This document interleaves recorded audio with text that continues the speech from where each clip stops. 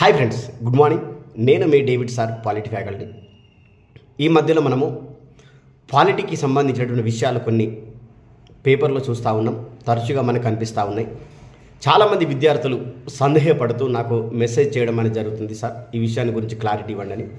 ఏంటి అని అంటే, జ్యుడిషియరీ సిస్టానికి మరియు రాష్ట్రపతి గారికి మధ్యలో కొంత కాంట్రవర్సీస్ వస్తున్నాయి అన్నటువంటి విషయం అనేది మనకి స్పష్టంగా అర్థమవుతూ ఉంది.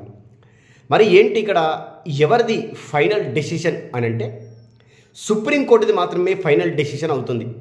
ఎందుకు అనంటే, మన భారత రాజ్యాంగం ప్రకారము ఈ న్యాయ వ్యవస్థ అనేది ఇండిపెండెంట్గా స్వతంత్ర ప్రతిపత్తిగా పనిచేయడం అనేది జరుగుతూ ఉంది.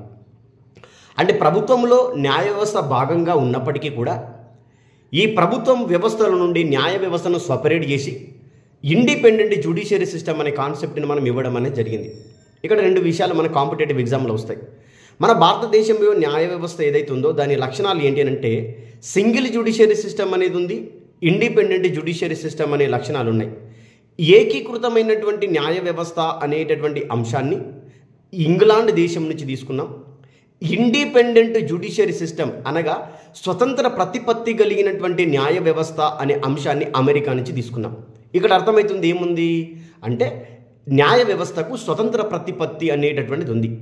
అంటే కారణం ఏంటంటే, ప్రభుత్వము అంటే మనకి జ్యుడిషియరీ సిస్టము అనేది, ప్రభుత్వంలో జ్యుడిషియరీ సిస్టమ్ ఏ విధంగా పనిచేస్తుందనంటే, ఈ ఎగ్జిక్యూటివ్ ఏదైతే ఉందో కొన్ని నిర్ణయాలను తీసుకున్నప్పుడు ఆ ఎగ్జిక్యూటివ్ తీసుకునేటటువంటి నిర్ణయాలు రాజ్యాంగానికి వ్యతిరేకంగా ఉన్నా లేదా ప్రజాస్వామ్యానికి వ్యతిరేకంగా ఉన్నా వాటిని కొట్టిపడేసే అధికారం అనేది జ్యుడిషియరీ సిస్టమ్కి ఉంది.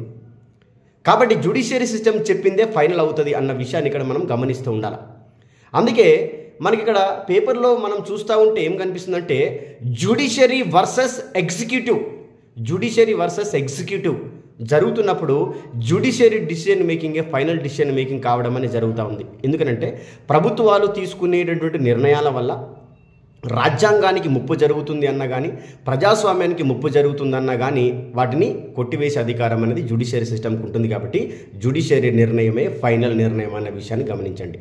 మై డియర్ ఫ్రెండ్స్, ఒకసారి ప్లే స్టోర్కి వెళ్ళండి, డేవిడ్ సార్ పాలిటీ క్లాసెస్ అనే యాప్ని డౌన్లోడ్ చేసుకోండి. ఇక్కడ మీకు పాలిటీ క్లాసెస్, తెలంగాణ పంచాయతీరాజ్ చట్టం అండ్ తెలంగాణ భూభారతి చట్టానికి సంబంధించినటువంటి పూర్తి క్లాసెస్ మీకు అవైలబుల్గా ఉన్నాయి. కాబట్టి డౌన్లోడ్ చేసుకోండి, మీరు క్లాసెస్ మంచిగా వినండి, ఉద్యోగాన్ని సంపాదించండి.